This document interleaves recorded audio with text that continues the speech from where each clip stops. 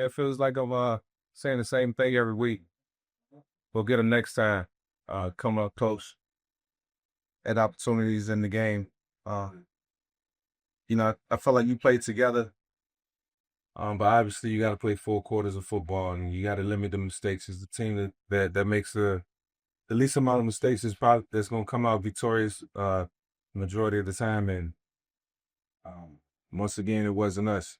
Sitting in the position that we in, the only thing we could do is look forward to the last, couple of games, the next game, and finishing our season strong. Out of contention, win the MEAC for sure. We'll keep fighting. Coach, what has this whole week been like leading into this game tonight? It was a short week for us, so it was a quick turnaround. Proud of DeSean and JJ. Proud of our team for pulling it together, staying together, having to travel 6 hours by bus to get here to make sure that we did everything that we was obligated to do. So I commend my guys for the effort. They play hard. They play with heart, and everything they did was intentional. So, like I say, I'm proud of it. DeSean and JJ both were going over 100 yards. That was a good football team to be faced to take nothing away from them. They do a great job in all facets of the game, all 3 phases. So, we was in the game. I feel like the block punt really gave them some momentum. Other than that, we was going back and forth. You're in that final moment when you hold the shot in midfield, and also, what does it mean that the two of you are helping to carry or uplift the APC in there? Yeah, I think what we're doing is great for the culture. Obviously, having a chance to work with guys like JJ, guys like DeSean, guys in that locker room, being a part of the HBCU culture, has been extremely cool. I look forward to better days, my job as a coach is to uplift this program, to win games, and put these guys in the best position possible. To be able to, identify with everything that's happening, within the HBCU realm, is really cool and definitely a part of, my life that I'll never forget. You went to DeSean after the game? Oh yeah, it was just a real moment. Like, I've watched coaches, shake hands at midfield after games, and this time it was me and one of my best friends. What I'm saying? Everyone, one of my best friends is a teammates. I never thought I'd be looking across the field, watching him coach, and I know vice versa for him. So it was just a really cool moment, surreal moment. We just never know what life gonna put in front of you, man. And, I take it all in stride. I'm very appreciative and thankful for the position, even though it might be a disposition in terms of our record. Like I said, better days ahead, and to look forward to playing those guys again next year. Coach, thinking about that, you guys are once teammates, and now you guys are playing against each other. What's something about DeSean Jackson as a person that you saw on that sideline game?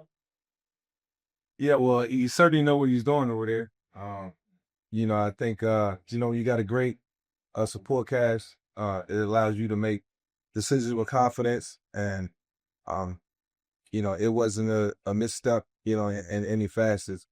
As coaches, we trying to see, what advantage we can gain on the opposition at all times. And so, they was on top of it. They were on top of it. They didn't reach. They didn't try too hard to make things happen. They let the game come to them, and same thing we did. So it was very competitive and good decision making on both sides. You shut them down pretty well 3 quarters, and then with the 4th quarter, they just were out, or what happened?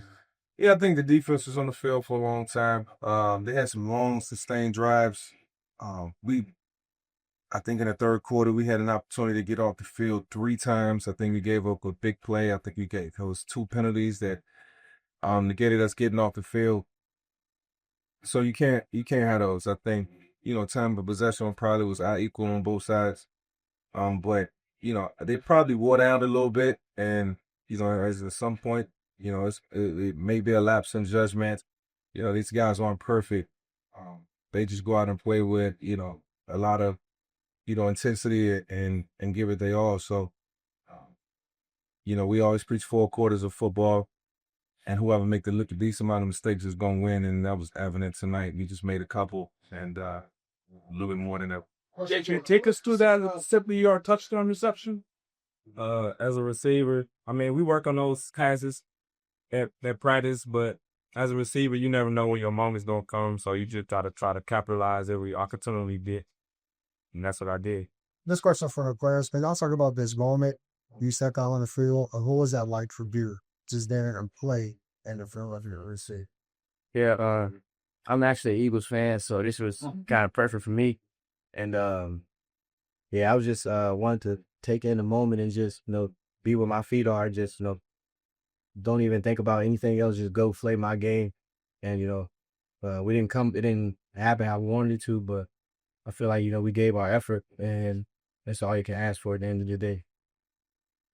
Coach, it being your first year here at Norfolk, are there any previous coaches that you have had that you've looked to for advice or have been talking to you after games, just giving you some feedback to go forward with this team? Yeah, a lot of my coaches have been pouring into me, just telling me to keep my head up, keep fighting, the bite on. Most recently, Coach Bingman reached out this past week. Just saying, keep fighting, keep your head up. And, I know tough times don't last, but some people do. And this is a part of my growth process. Did I ever think that we would be sitting at 1-8? No. Our team is too good, too talented. But, it's also a learning experience in terms of things that, have to happen in the beginning and all the way throughout. So I take full responsibility as the head coach. And like I said, look forward to, the better days are ahead because, I can see it. Even in defeat, we're both always nice and good. I hope I really don't say, we're ball up 300 yards per touchdowns. Can we just talk about his yearship and how he is back throughout pieces? Yeah, I don't step this game tremendously. You put the ball in his hands and you let him rock with it. But he threw for